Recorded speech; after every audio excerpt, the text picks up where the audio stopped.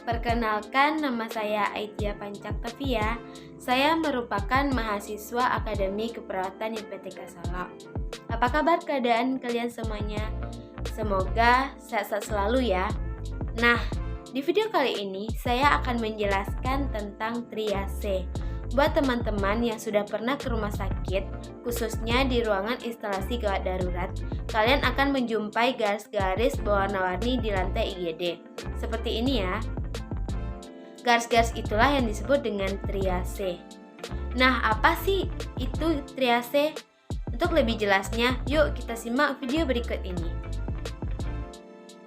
Jadi, triase ini merupakan pengelompokan korban atau pasien berdasarkan berat ringannya trauma atau penyakit, serta kecepatan dalam penanganan atau pemindahan.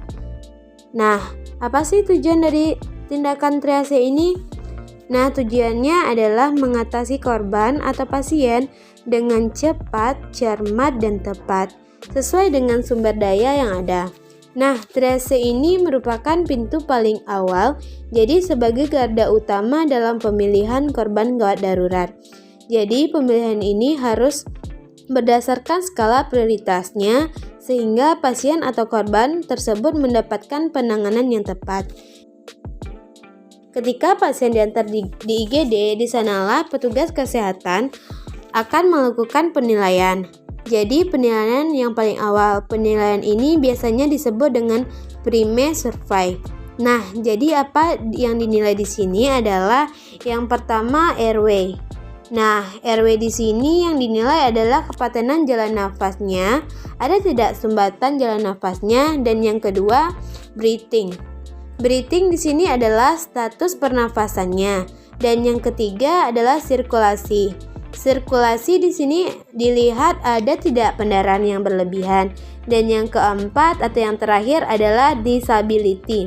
Disability ini yang dinilai adalah respon atau ketidaksadaran pasien. Di lapangan ini biasanya penanganan korban massal seperti bencana alam. Nah, itulah digunakan adalah simple triage and repeatment atau STAR.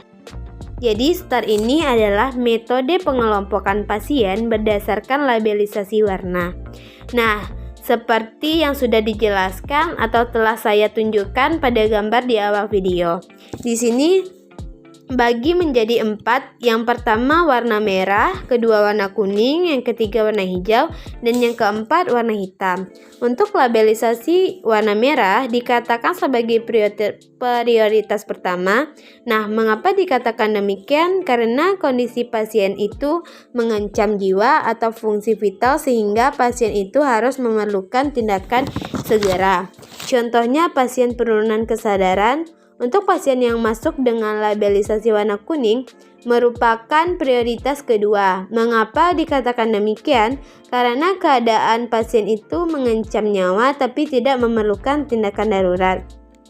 Jadi kondisi pasien yang gawat tapi tidak darurat, misalnya pasien dengan patah tulang besar, pasien-pasien fraktur misalnya. Untuk labelisasi warna hijau dikatakan prioritas ketiga. Kenapa demikian? Karena kondisi pasien darurat tapi tidak gawat.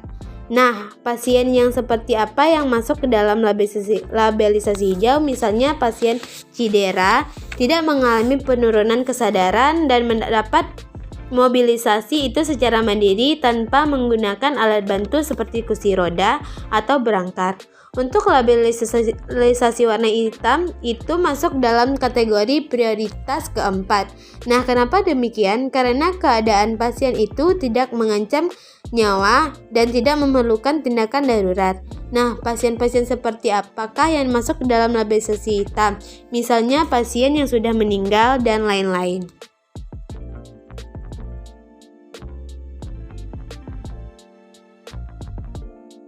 Itulah penjelasan tentang triase dari saya. Semoga teman-teman semua bisa memahami apa itu triase. Terima kasih sudah menonton. Dadah.